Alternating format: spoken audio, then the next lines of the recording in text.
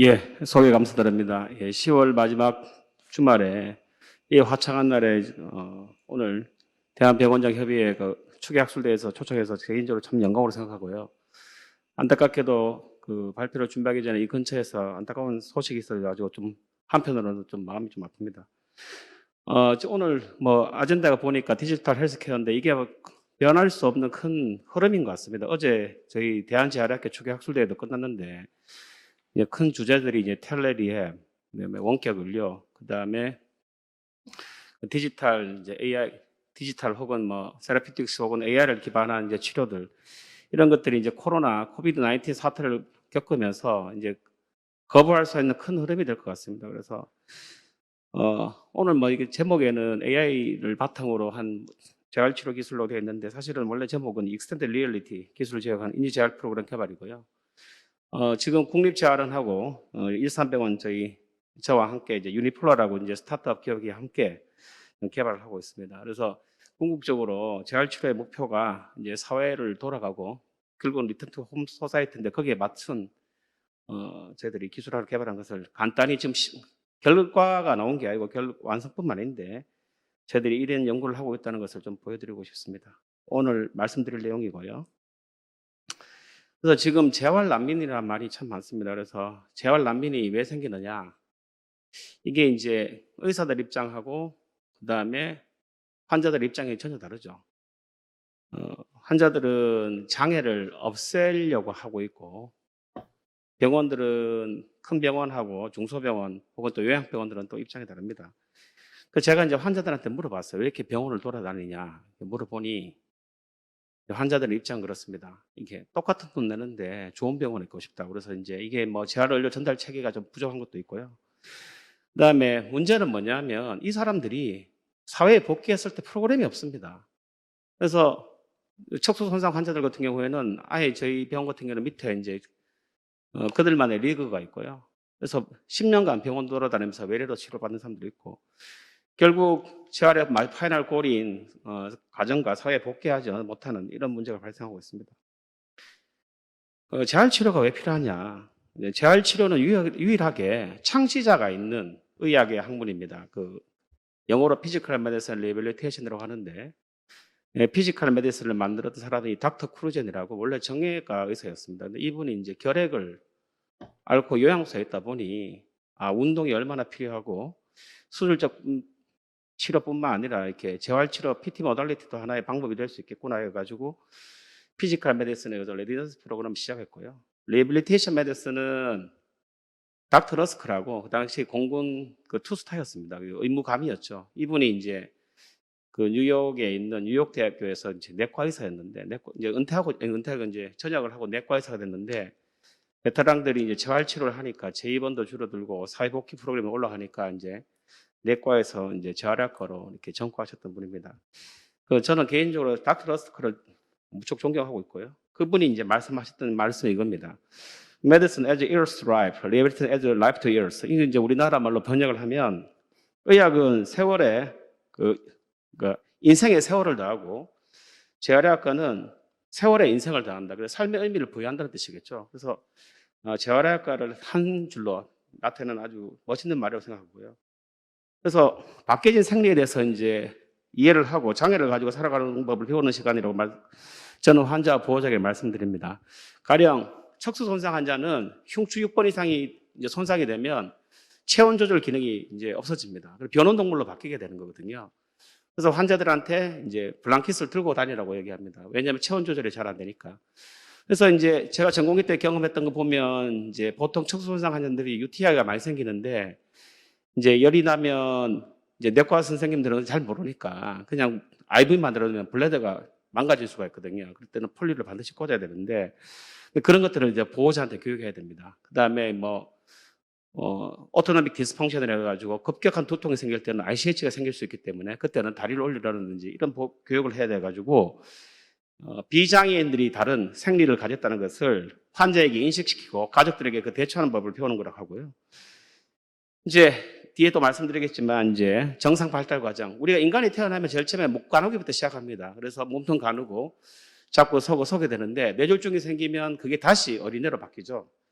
그래서 이런 기능적 수준과 이제 일상 독립적인 생활을 거기에 맞춰가지고 순차적으로 목표를 설정하고 궁극적인 목표는 가정과 사회로 복귀가 돼야 되지만 그런 것에 대해서 의사들이 이제 제대로 이야기하지 않고 시스템이 부재하고 이러다 보니까 재활 난민이 생기지 않는가 그렇게 생각합니다. 그래서 병원 재활 치료의 기준은 크게 두 가지로 나눴습니다. 그 말씀 펑셔널 레벨과 ADL이라고 하고요. 이 펑셔널 레벨은 이제 노멀 데벨롭먼트가 이렇게 되는 과정 속에서 환자들에게 맞춰가지고 골 세팅을 하게 되고요. 그래서 저는 환자들한테 간단하게 목표를 설정합니다. 돌잔치하고 가자. 돌잔치하고 가자는 말은 실내 보행을 아장아장 걸을 수 있는 수준을 말하고요. 근데 그분들이 이제 밖에 나가서 아웃도어 레벨을 할 수 없겠죠. 그런 분들에게는 뭐 전동 휠체어라든지 수동 휠체어를 쓰는 걸 가르쳐 드리고요. 그 다음에 베이직 ADL과 ALDL이 있는데 베이직 ADL이라는 건 인간이면 성별과 관계없이 누구든지 할 수 있는 기본적인 기능들을 말합니다. 그래서 식사, 그 다음에 화장하기, 그 다음에 씻기 뭐 이런 것들을 하고요. ILDL은 뭐 이렇게 우리가 은행하기, 친구 만나기, 그다음에 약속 잡기 뭐 이런 것들인데 병원 기준에서 이렇게 회사 복귀나 이런 프로그램을 할 수는 없겠죠. 기본적인 인간적인 일상생활 동작성 이 두 개를 가지고 치료 목표를 설정하고 치료가 달성되었다고 얘기합니다.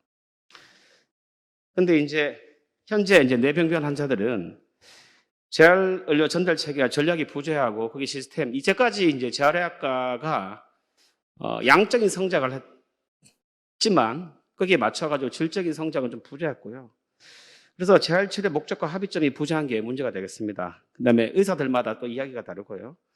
그럼 환자들을 외래에서 보면 어떤 선생님은 이렇게 이야기하는데 선생님은 어떻게 하고요. 그 다음에 또 치료사들이 또 개입이 하다 보면 치료사들은 또 이렇게 그 NDT 개념이라고 거기 컨셉에 가지신 분들은 이제 의사들 말 잘 안 듣죠. 그래서 뭐 보행을 할 때 지팡이를 안 덮게 하거나 뭐 이렇게 합니다. 근데 이제 낙상 위험 때문에 전 안전 때문에 무조건 지팡이를 짚게 훈련을 시키거든요.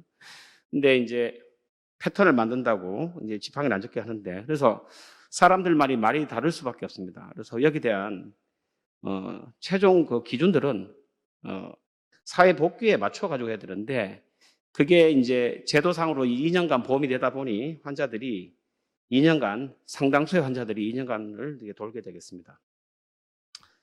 또한 이제 언어 치료는 제가 환자들한테 설명하기에는 우리가 언어 치료사한테 말을 배우지 않았는데 언어 치료를 한다고 해가지고 언어 능력이 합석되는 것보다는 집에 가서 말을 많이 하고 사회생활을 많이 하는 게 언어 치료에 도움이 될 수 있다고 설명을 합니다. 근데 지금 언어 장애를 하려면 이제 6개월간 언어 치료의 기록이 있어야 되기 때문에 실제로는 언어 치료를 하고 있지만 언어 치료와 인지 치료는 그 뇌병변 발생 이후에 6개월 후에 지속적으로 좋아진다고 되어 있습니다. 그래서 지속적으로 가정에서도 재활할 수 있는 그런 프로그램들이 없는 게 현실이 되겠고요.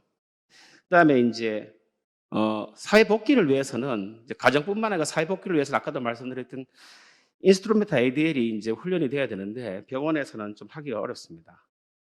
여기는 이제 충남대 병원인데요. 우리가 이제 일상생활 동작실뿐만 아니라 이제 가정 복귀를 위한 프로그램들이 이제 여기는 이제 대전 충남 권역에 재활병원이 아주 크게 돼 있어가지고 이런 게 세팅이 돼 있어가지고 환자들이 이제 화장실 이용하고 버스 탈 때 그다음에 약국이나 슈퍼마켓 같이 ILDL 룸이 만들어져가지고 사회복귀 프로그램을 만들어질 수가 있습니다.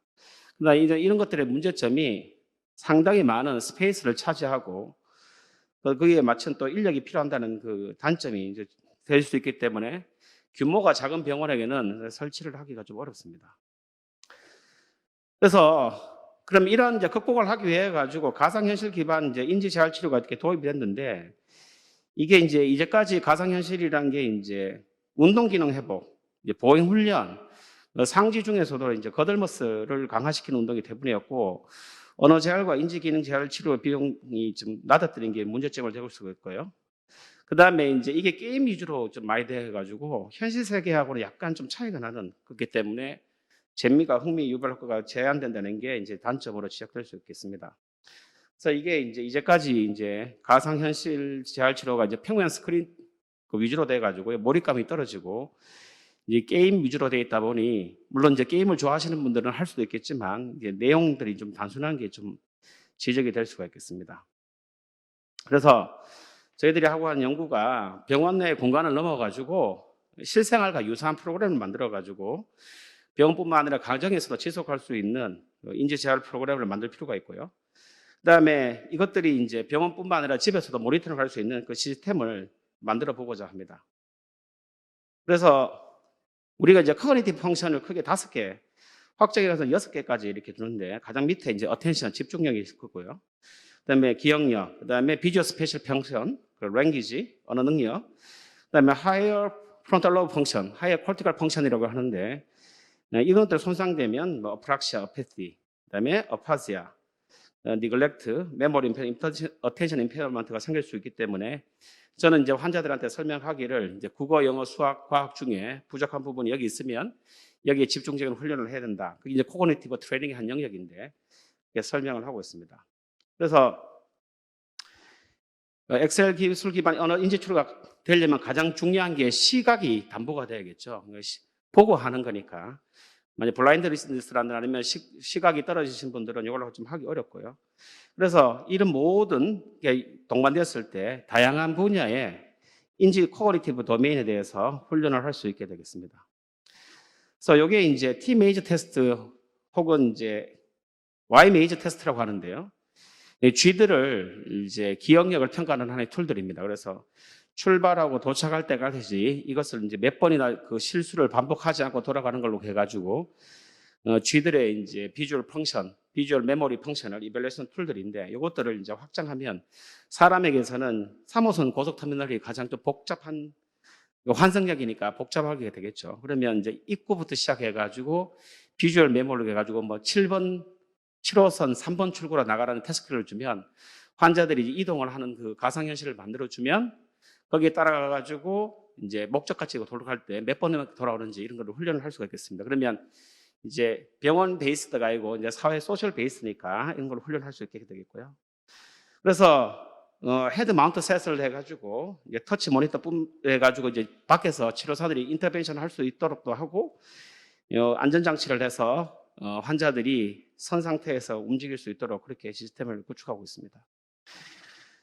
그래서 이제 네이밍 이제 한 분야 이제 가상 신호를 좀 말씀드리면요. 제가 이제 2016년도에 미국 연수 갔었을 때 이제 콜롬비아 대학에 갔었는데 그 대학교 점심에서 보면 서브웨이에서 주문하게 되면 수많은 말들이 나옵니다. 뭐 빵 크기는 어떻게 하고 빵을 데펴 줄 거가 어떻게 할 거고 어니언은 뭐 레드 어니언 할까 화이트 어니언 열 것인지 그다음에 상추를 열지 모를 것인지 이런 것들을 계속 질문을 하거든요.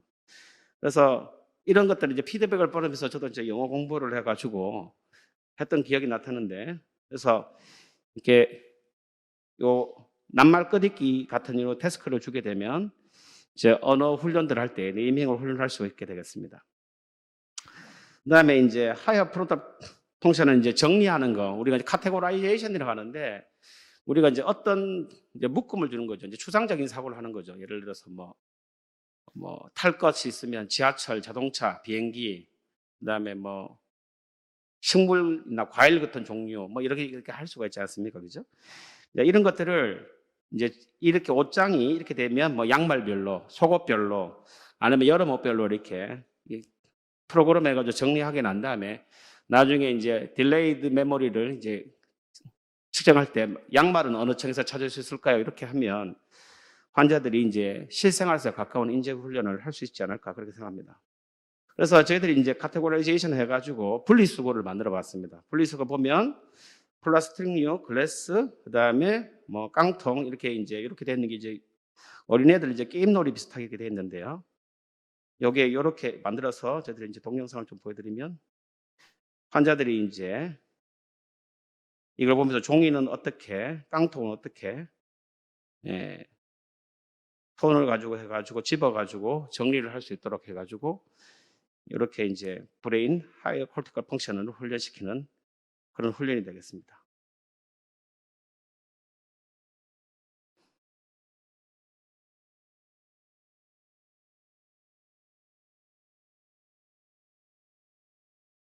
사실 이거는 이제 아파트에서 많이 하죠. 이렇게 분리수거해서 브레인 콜텍스 펑션을 할 수 있고요. 그다음에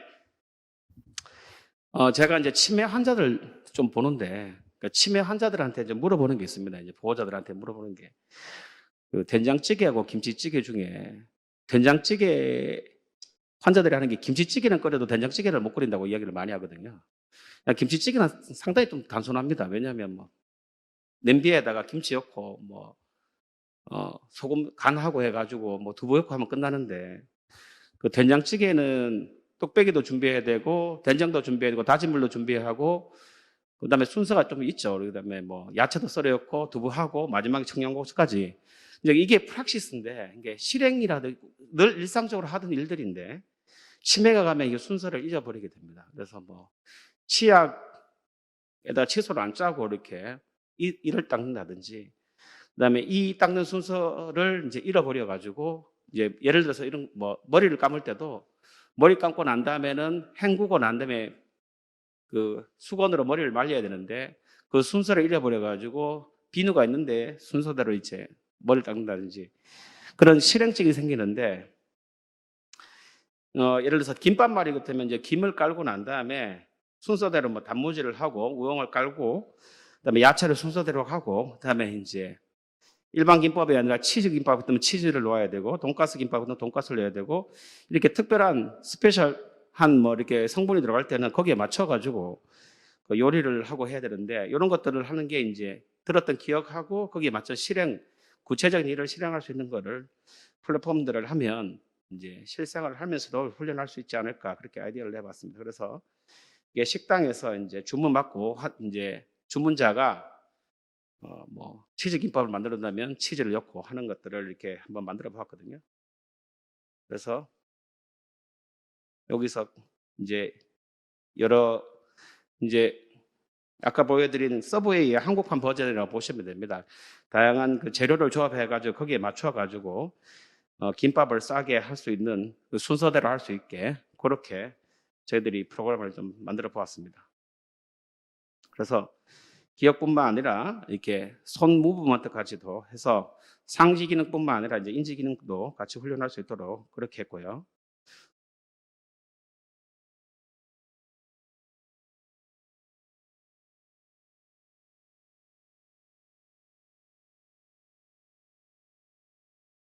그다음에 이제 비주얼 스페셜 펑션으로 이제 니글렉트 테스트를 요게 이제 사과 따기 같은 걸 하면 사실 이제 라이트 사이드 브레인 인저리가 있는 사람들은 이제 편측 무시가 있어가지고 왼쪽을 잘 보질 못합니다.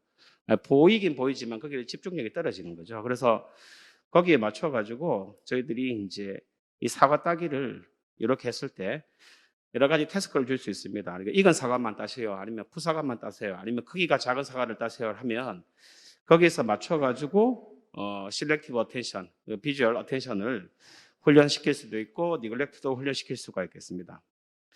그래서 이렇게 과수원을 만들어 가지고요. 거기 맞춰 가지고 환자들이 사과를 따해 가지고 몇 개 딸 수 있는지 그렇게 저희들이 프로그램을 해서 좀 더 실생활에 맞춰 가지고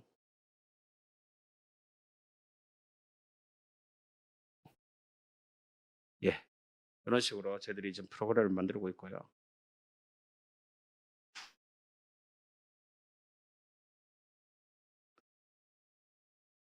그다음에 이제 코비드 19이 끝나고 난 다음에 이제 많은 사람이 해외여행으로 갈 거로 생각되는데요. 그래서 거기서 이제 여행 가다 보면 자기 가방 찾기가 있죠. 그러면 메모리뿐만 아니라 남의 가방도 봐야 되고 그러다 보면 이제 셀렉티브뿐만 아니라 서스테인드 어텐션 그러니까 선택적 집중뿐만 아니라 지속적 집중력도 이렇게 필요하게 되겠습니다. 그래서 시나리오 자체를 이제 환자가 가방을 들고 가가지고 비행기를 타고 내렸을 때 어떤 가방을 들고 가는 거에 순서를 맞춰가지고 찾게 된다 그러면 기억력뿐만 아니라 이렇게 어텐션도 이렇게 훈련할 수가 있게 되겠습니다. 그래서 이런 그 공황 상황을 묘사해 가지고 가방을 다양하게 선정해 가지고 자기 가방을 찾을 수 있으면 이제 그걸로 이제 평가 툴로 만들어도 되고 훈련도 할 수 있게 되겠습니다. 그래서 향후 이제 저희들이 이제 연구를 할 거는 아직은 이제 프로그램 만들고 있고요. 그래서 이게 노인분들이 또 그 헤드 마운트 셋하면 이제 모션 시크니스가 생길 수 있기 때문에 이걸 과연 적응할 수 있을지. 그다음에 이제 아무래도 이제 그 노인분들은 지금 세대랑 좀 다르니까 그런 경험이 없을 수 있으니까 거기에 맞춰가지고 어떤 걸 할 것인지 저희들이 좀 고민하고 있습니다. 사실 이번 연구가 인지기능뿐만 아니라 이제 언어도 하나 인지기능 영역이기 때문에 그래서 인공지능 바탕으로 해가지고 지금 음성인식 기술을 해가지고 이제 뒷사슬이가 생기는 사람들이 많이 있습니다. 이 사람들은 이제 모음과 자음이 잘 구분되어 못하기 때문에 말이 이제 분명하지 않습니다. 그래서 이런 것들을 분석해가지고 자기 목소리를 피드백을 줘서 좀 더 분명하게 발음하게 하는 그런 그 콘텐츠를 저희들 준비하고 있고요. 기존에 이제 인지평가도구 페이퍼 베이스드 테스트와 컴퓨터 베이스드 테스트와 비교해가지고 이런 것들이 평가도구로서 얼마나 유용한지 확인을 좀 하려고 하고 있습니다.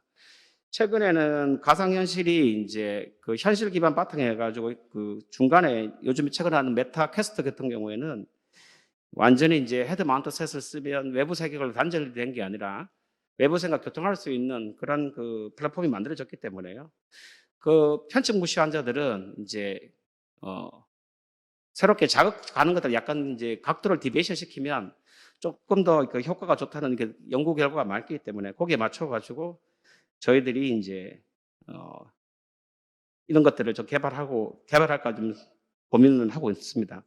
또한 요즘에 이제 텔레메디슨, 그 텔레리앱이 이제 되기 때문에 가정 내 훈련이 모니터링 될 수 있도록 시스템을 구축해 가지고 그 원격 훈련과 모니터링이 가능한 시스템을 이제 구축을 하고자 합니다.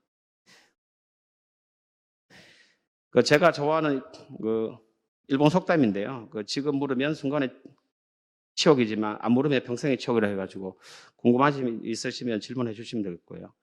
예, 이상으로 제 강의를 마치고자 합니다. 예.